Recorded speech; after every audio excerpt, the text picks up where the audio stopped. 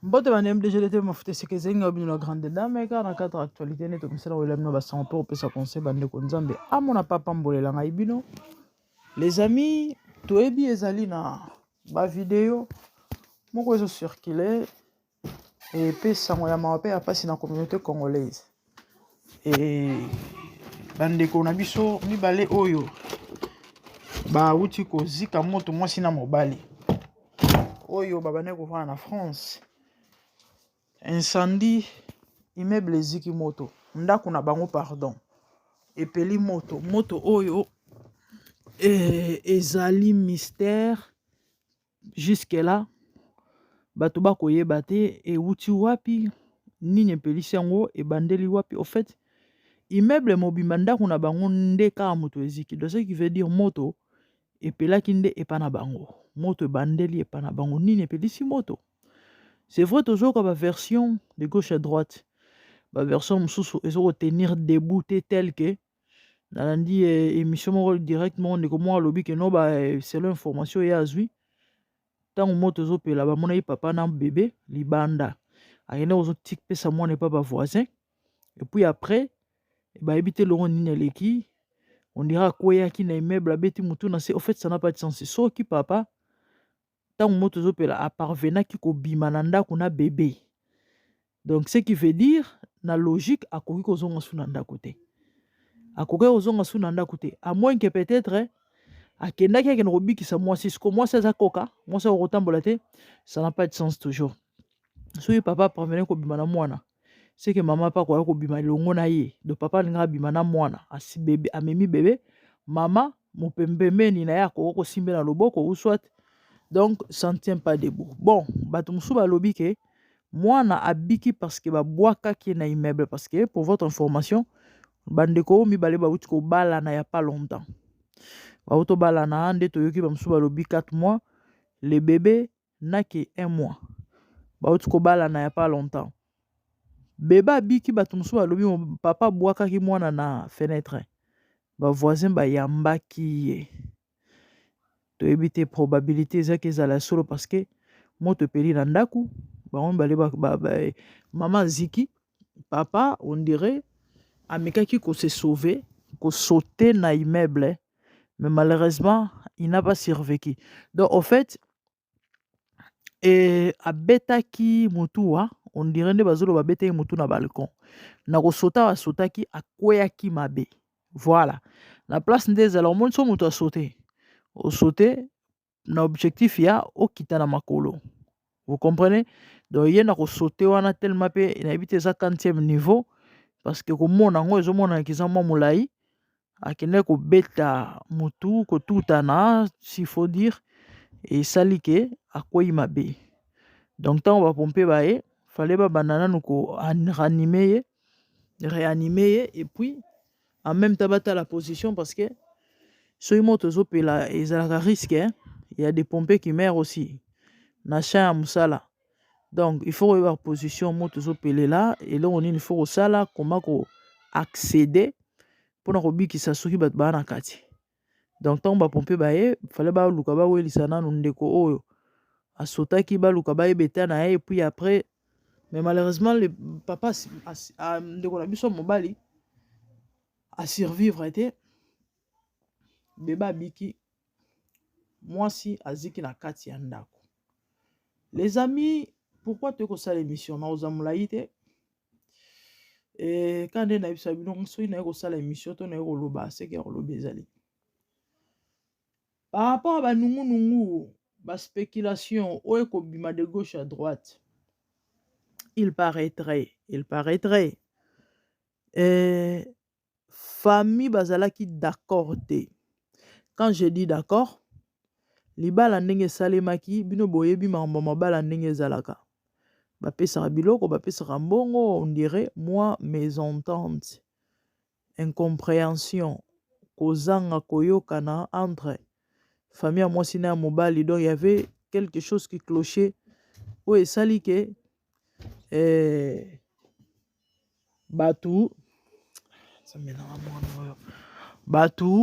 bazaki ne sengote la famille bazaki ne sengote na bino boyebi on a africain et na bakanda wana na baconflit wana ekotisi kindoki na kati. Ce qui est vrai, en tout cas spirituellement parlant, ou encore na kotala na komona so tolobi to juger, bo to comprendre que ya makambo ya kindoki na kati ya normal te. Façon moto wana epeleli, moto wana façon epeleli ekoka kosukaka na kati ya ndako wana te. Fallait bavoisin bazika pe, ou encore moto est contaminé pe ailleurs, parce que bandako ba poto, pour votre information, ezala net bandako Afrique te hein. Bon mona Congo nde batonga ndako na ba brique, bandako poto etonga maka brique te nyonso yango bomoni bandako poto so moto epeli ezikaka neti ba papier blague te, soki ba intervenir rapide te ezala catastrophe. Le type à pompier bayaka ba okuta ta musolo rosoute place moto bandelaki, donc ti na ndenge panzani pa ba voisin ke tout baluka ba boma moto, donc ezala ezika on dirait ezala de tel mekota ezala ba carton ba blo mo sophistiqué ouais, carton te ndenge ozo kanisela mais ba matériel o batongela rango ezala blo moko ezala ezika pa mpamba voilà. Sikoyo moto esuki ke pa na bango ka bango bato bakufi, et jusque là bato bazoyeba te. Ce qui est vrai, na poto soki ndako eziki badetectaka bayebaka eloko nini cause incendie wana, donc certainement tokozwa update le temps basala investigation bayeba nini esalaki ke ndako ezika. Soki eza cigarette tokoyeba, soki mpe eza shisha ndenge bato mosusu baza koloba tokoyeba, parce que bino boyebi congolais kota ko juger. Ndeko na biso mobali na TikTok na paraître ya des vidéos, soki pe vidéo moko soki ebele abandaki so pe ko filmer shisha, bino boyebi congolais kota ko juger ata moto akufi bazalaka na mawa te. Les gens se permettent bakoya koloba o basepeli baloba, c'est compliqué. Donc soki eza shisha tokoyeba, soki cigarette tokoyeba, soki pe nzungu, soki nini tokoyeba kaka. Pe à leurs âmes ya mawana pasi ezaki bandeko bakei mwana tikali orphelin. Bandeko na biso mibale tel que bazaki wana na mwasi na mobali bazaki ba orphelin. Ndeko moko atikaki mama na ye, aputa ko perdre mama na ye, mususu auta pe ko perdre papa na ye apparemment récemment. Oui, parce que eza na vidéo bato bele ba moni yango, sauf que non ça la vraiment émission moi santé zanga bien trop te. Donc moi to tchaba élément belé zazazazate to ça juste essentiel. Ya na vidéo na ape na vidéo yango, mais donc esenga mo ba mécanisme kili pona lukana monter na koti sango, donc to lo bakaka na église pasteur za représenter bango ba honoraki même mémoire ba parents ba hauteur okufa il y a pas longtemps. Pasteur a mentionné que en lobby tozo ko soutenir bandeko, et surtout pour la disparition. Il y a maman, il y a ndeko, et puis il y a papa, ndeko, bah oh, a kotika biso pas longtemps ba tobele ba moniango. Bon, nous ne savons pas dire quoi, c'est là ba rumeur ozo tambola. Il y a eu des réalités, bino boyebi on africain, ba marambo kili. Nde loko personnellement et poussé ngana ko sala émission o bandeko pona meka côté ya topé ko conseil car ndenge to misana ko sala. Nana muninga na ngamoko auti ko kunda bokilo na ye, je crois semaine passée hein, ou encore la semaine écoulée, certainement semaine où to le kalobité mais o wana auti ko kunda bokilo na ye papa ya mwasi na ye. Qu'est-ce qui s'est passé? Tango ake ko verser dot, et cet ami à Mobali, c'est un serviteur de Dieu dont j'étais le nom. Tango ake ko verser dot, bakei ko verser dot, ka semaine yo ba versa ki dot. Papa mwasi na sala ki AVC. Il était bien portant, azaki bien makambu tout bien normal, ba solo la bien, ba ke makamba mablibala ba salipe ndenge ba sala rawana tout eleki bien tant ka ba ke ba verser dot. Quelques jours après, papa na sali AVC. Aumeli na do bandaka sala AVC na sina ndenge kufi ba kundi boya après soki un article ko lobate. Et moment nga sa net ko rétablir après ba 6-7 mois mais ka ko sa net ko rétablir. Mais bizarrement, ça là est sous rechit. nande bauti kolona ye ya 2 semaines passées po anene mbongo wa dot nde eloko epusenga na kosala émission bandeko nakoloba na bandeko na nga boye la sorcellerie existe surtout ceux qui au fait kindoki na ba famille nyonso existe même chez les blancs la sorcellerie ezali mais il y a de ces familles là kindoki eza ya koluka te donc en âme et conscience mututu ayebi ke no famille oblagi te ndeko na nga okutani nayebi te nabenga ngo libabe ou encore obotama na famille ya bongo kosakana na vie na yo te nga na kama wa bato mosusu ayebi ke oncle achor tante achor mère achor père achor mais otala façon ozwela vie à la légère eyamaka mingi les amis la sorcellerie nuisible la sorcellerie existe liwa bandeko oyo eza normal te mwasi na mobali bagene boye bakufi boye ka bakufi bavie ekei et puis batiki bebe na bango 1 mois non te yaki ndoki ya blagi te ya hd yango tooloba na bayike les amis il faut osambelaka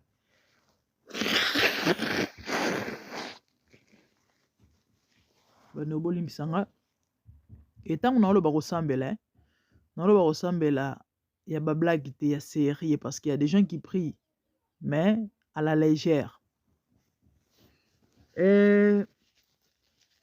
na bamamba mabala ya trop de réalité naolobela o mwa motuya na umela na nga te sala effort naloba o mokuse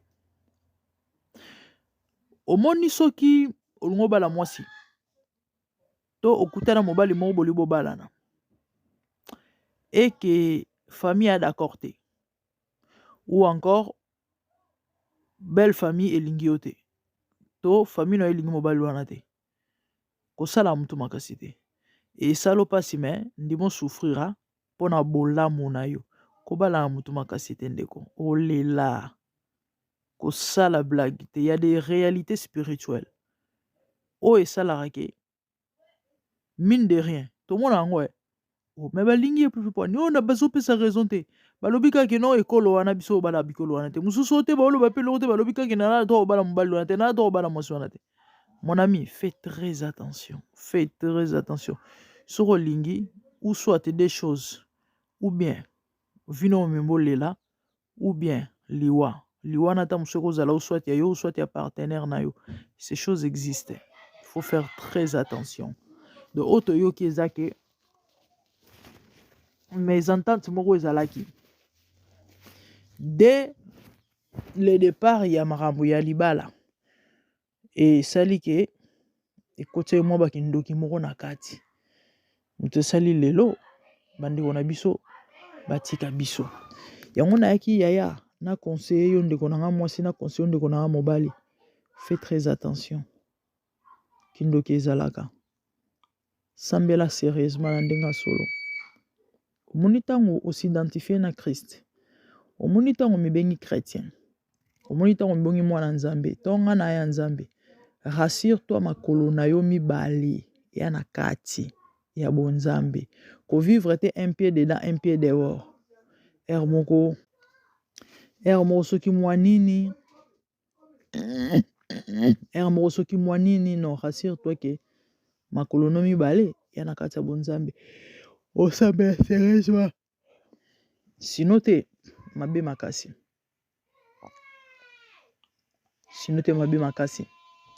pour constituer la porte d'entrée parce que Satan attaque biso légalement soko pesi accès à côté mais si y a accès à côté et délivrance ou encore secours et ça la moins difficile dans moment on pourquoi parce que à côté légalement de ce qui veut dire Dieu ne peut rien faire ça peut choquer mais c'est ça la vérité ah oui nzamba ba principe et so ngolonga tambolaka na ba principe wana mais so za hors principe malheureusement et vous allez pas sinayo bande oliwa bande ko pesi pasi que dire par leur âme nzambe abatela bebo atikali a bokola nzamba bitike na mawa pe na bolingo ya bonzambe.